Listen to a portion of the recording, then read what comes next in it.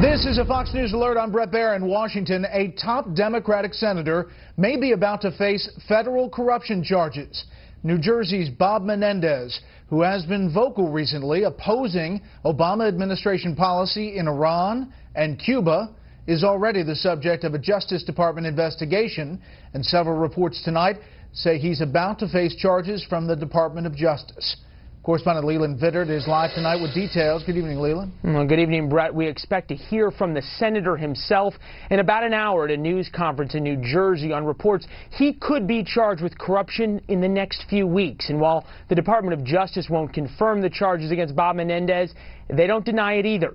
The president ignored a question shouted by reporters when he returned from South Carolina, and the attorney general said he had nothing to say. A previously reported and long ongoing FBI investigation centers around an alleged quid pro quo, with the New Jersey Democrat receiving, among other things, trips on private jets and vacations in the Dominican Republic from this man, Solomon Melgen, a Florida eye doctor who Menendez allegedly helped in his various businesses, including one under investigation by the feds. Once the trips on Melgen's private jet came to light, Menendez repaid Melgen nearly $60,000. A statement from Menendez's office today doesn't confirm possible charges, but notes, quote, "The senator and doctor are dear friends, and the two have spent holidays together and have gone to each other's family funerals and weddings and have exchanged personal gifts." A hawkish friend of Israel, Menendez is known as a sharp thorn in the side of the Obama administration, and lately an outspoken critic of the president's foreign policy, especially on Iran and normalization of relations with Cuba. When it comes to defending the U.S.-Israel relationship, I am not intimidated by anyone, not Israel's political enemies and not my political friends when I believe they're wrong.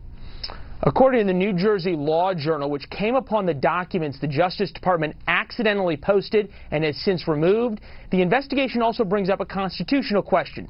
The Third Circuit Court of Appeals will now get involved to see if Menendez's aides are constitutionally protected against answering questions about the investigation.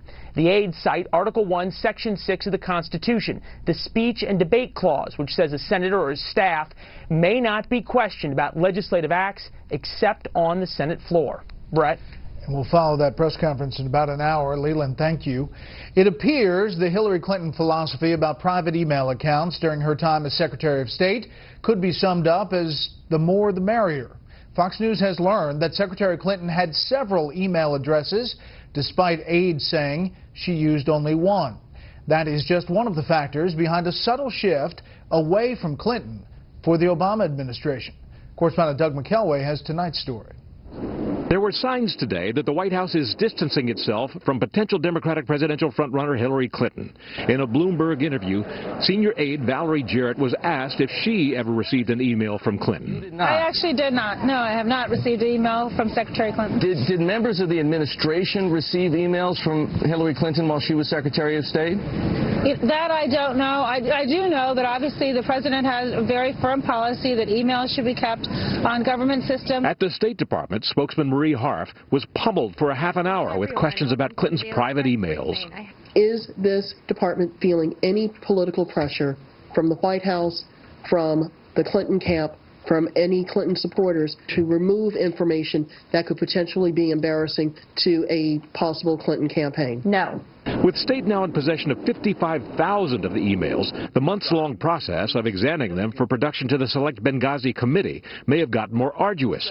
Fox News' James Rosen has found that Clinton appears to have many private email addresses, some possibly for aides, all of them outside the department's secure system. Even as an intern at the State Department in 2004, 2005, with the lowest possible level security clearance, I was given a classified email account. Even at that level, there's a degree of accountability and an expectation that employees are going to handle information appropriately. Asked in a Fox News poll completed just as the email story broke whether Clinton is honest and trustworthy, 44% said yes, a majority of 52% said no. Sensing she's wounded, other potential Democratic contenders are stepping in.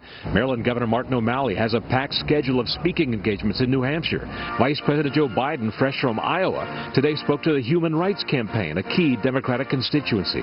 The liberal Huffington Post today features this piece headlined, "The Answer to Hillary Clinton's Email Gate? Vote Senator Elizabeth Warren in 2016." And the New York Times reported today that last August, senior State Department officials held negotiations with a team of Clinton lawyers to gain access to her personal emails. But it was not until December, after the midterm elections, that 50,000 emails were finally delivered to the State Department. Brett? Doug, thank you. Well, we've given you plenty of information about the Clinton email situation here on Fox News Channel. What about the mainstream media? Fox News media analyst and host of Fox's Media Buzz, Howard Kurtz, takes a look on that tonight. The story broke in the New York Times, the epicenter of the media establishment, and the controversy over Hillary Clinton's private email account continues to reverberate. Front page headlines all over the web, all over cable news. 3 straight nights on all 3 network newscasts. Tonight, though, she is under fire for using only her private email account in that very public role of Secretary of State. Critics say it was flat out wrong. What's most striking about the uproar is the sharp criticism by liberals, from a Washington Post editorial to some anchors at MSNBC. If it's true that she never used a State Department email address, we have something that at first read has no conceivable rational explanation to it that is legitimate. Some defenders, such as MSNBC's Ed Schultz, are calling this a GOP witch hunt. And Morning Joe co-host Mika Brzezinski admits her reaction would be far different if this involved a big-name Republican. Can you imagine table if this was Dick Cheney and he had a server in McLean, Virginia? Oh, my Lord. Well, I'm just going to be transparent. I'd go crazy.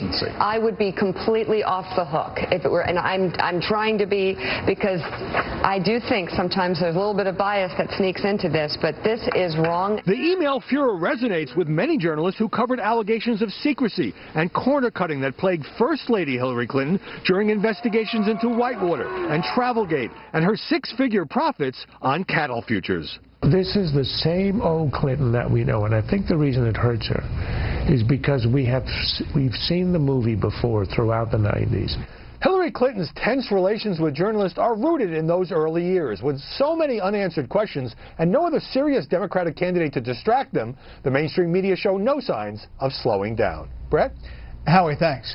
Well, what do you think? Do you think the media overall are being fair with their coverage of the Hillary email controversy? Let me know at Facebook.com/BrettBairSR or on Twitter @BrettBair. You can use the hashtag Special Report.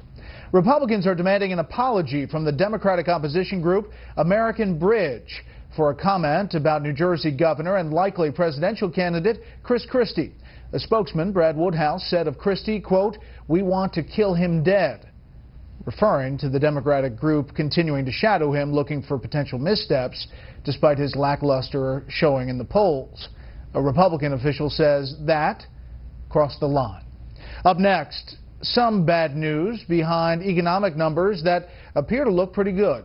First, here's what some of our Fox affiliates around the country are covering tonight. Fox 11 in Charleston, as West Virginian lawmakers are easily overriding the Democratic governor's veto of a bill prohibiting abortions after 20 weeks. The measure has some exemptions for medical emergencies, but not for rape and incest. Fox 11 in Los Angeles, where actor Harrison Ford was injured during the emergency landing of his World War II-era plane on a golf course. The NTSB says Ford radioed a short time after takeoff that he had engine failure and was returning to Santa Monica Airport. Ford suffered a cut to his forehead and some scrapes to his arms. And this is a live look at Orlando from our affiliate down there in Florida, Fox 35. The big story there tonight, a NASA spacecraft orbiting a dwarf planet for the first time. The ship named Dawn has begun a 16-month exploration of Ceres, which is the largest object in the asteroid belt between Mars and Jupiter. Ceres is about the size of Texas. That's tonight's live look. Outside the Beltway from Special Report. We'll be right back.